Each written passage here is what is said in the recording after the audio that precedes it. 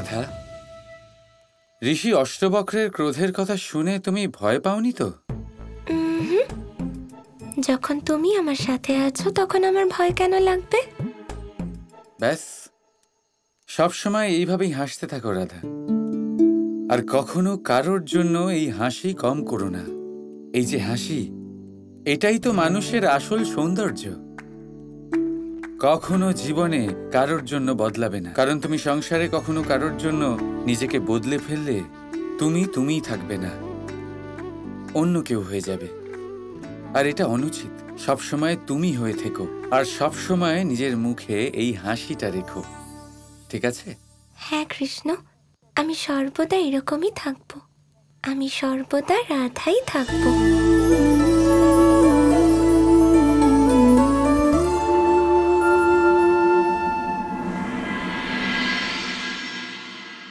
বাবা, আপনি আমাকে ডেকেছেন? হ্যাঁ, আমি চাই যে তুমি রাধার সাথে ঋষিবরের সেবা করো।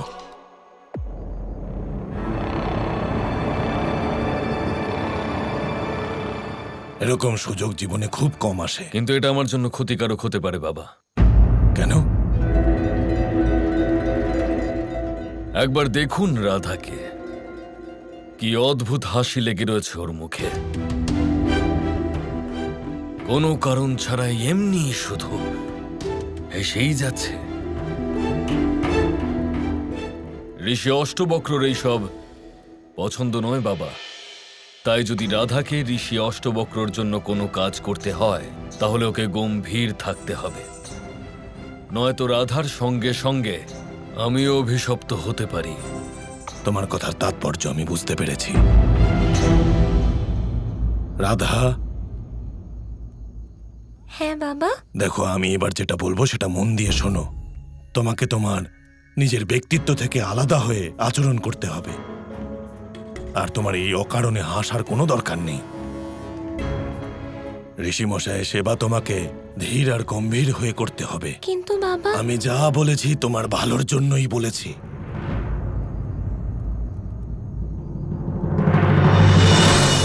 সবসময় এইভাবেই হাসতে থাকো রাধা, আর কখনো কারোর জন্য এই হাসি কম করো না। যাও এবারে। হ্যাঁ।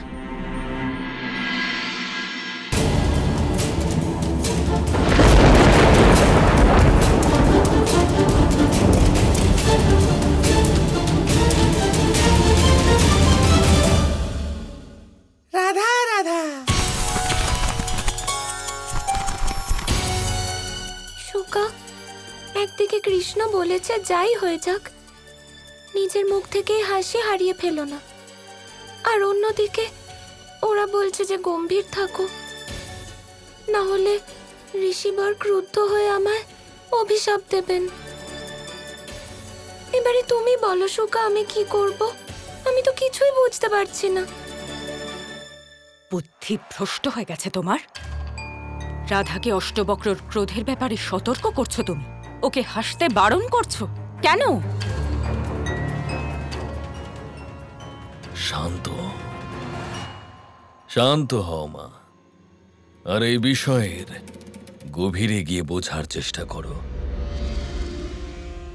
ও রাধা, ও সেটাই করবে যা ওকে ওই ঠগ কৃষ্ণ করতে বলবে। আর আমি কৃষ্ণকে রাধাকে বলতে শুনেছি যে ও যেন সর্বদা হাসতে থাকে, আনন্দে থাকে, আর যে কোনো পরিস্থিতিতে যাতে নিজেকে না বদলায়। সেই জন্যই এই সমস্ত আয়োজন। কৃষ্ণ বলেছে? ব্যাস ব্যাস ব্যাস, এবারে তো রাধা সেটাই করবে যেটা কৃষ্ণ ওকে বলেছে। আয়ান, আমি চাই যে রাধা সম্পূর্ণরূপে নিজের রূপ হারাক। শুধু কৃষ্ণ কেন, সমাজে আর কেউ ওর দিকে চোখ তুলে না তাকায়। আর সেই জন্য অষ্টবক্রকে প্রসন্ন করে ওনার থেকে বরদান লাভ করতেই হবে তোমাকে আয়ান। সত্যি কথা মা, কাল সকালেই সবকিছু আমাদের ইচ্ছার অনুযায়ী হতে হবে।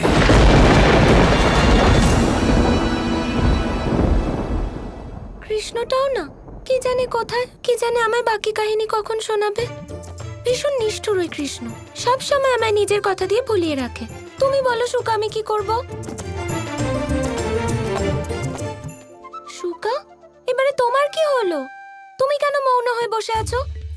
এমনিতে সব সময় রাধা রাধা কৃষ্ণ কৃষ্ণ করতে থাকো। আজ আমি যখন বিপদে পড়েছি, আমার প্রশ্নের উত্তরও দিচ্ছ না। বলো না সুকা, আমি কি করব? একদিকে বাবা বলছেন যাতে গম্ভীর থাকি, অন্যদিকে কৃষ্ণ বলছে সর্বদা হাসি মুখে থেকো।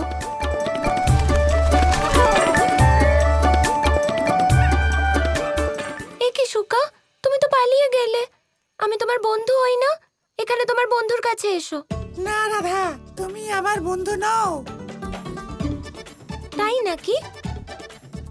আমি তোমার একটা প্রশ্ন করলাম আর তুমি বললে আমরা বন্ধু নই। আমি তোমার বন্ধু নই তো কে তোমার বন্ধু? সেই রাধা যার মুখে সর্বদা হাসি দেখা যায়। ভীষণ বদমাইশ। দেখো, সোজাসুজি কোনো প্রশ্নের উত্তর দেবে না। হাজার নাটক আছে ওর, ঠিক কৃষ্ণের মতো। হ্যাঁ, এই হাসি খুশি রাধাই আমার মিত্র। তুমি তোমার প্রশ্নের উত্তর পেয়ে গেছো তো রাধা? হুম।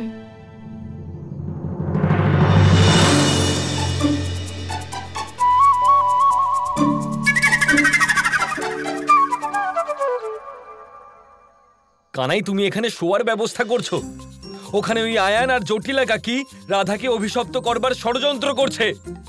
কানাই, এটা ভাবছো না কেন? যদি রাধা অষ্টবক্রর সামনে হেসে ফেলে তাহলে? দেখুন, আপনি শুধুমুধু চিন্তা করছেন। দেখুন, উনি কংস মামা, উনি নিজের কর্ম করছেন। ইনি হলেন আপনি, আপনি নিজের কর্ম করুন। আচ্ছা, আর কি আমার কর্ম? দেখুন, রাত্রি অনেক হয়ে গেছে। শান্ত হয়ে চুপচাপ শুয়ে পড়াই আপনার কর্ম। শুয়ে পড়ুন।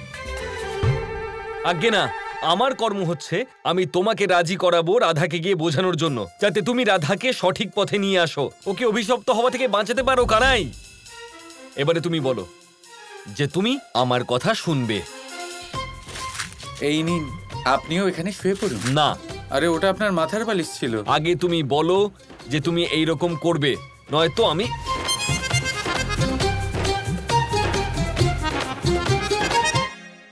নয়তো? নয়তো কি করবেন আপনি দাদা? আমি নিজে গিয়ে রাধাকে বোঝাবো।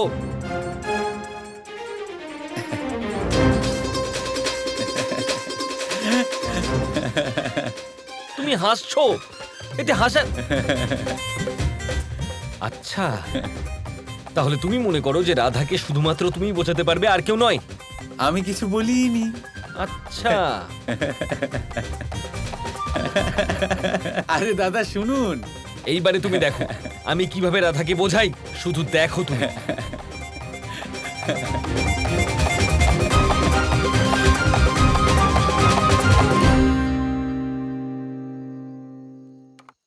রাধা, রাধা,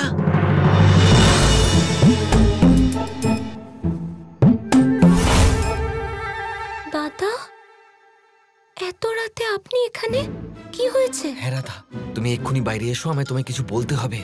কিন্তু এত রাতে কি বোঝাবেন? রাধা, বিষয়টা গুরুত্বপূর্ণ, এখনই বোঝাতে হবে, সেজন্যই বলছি। তুমি বাইরে এসো, আমি বোঝাচ্ছি তো।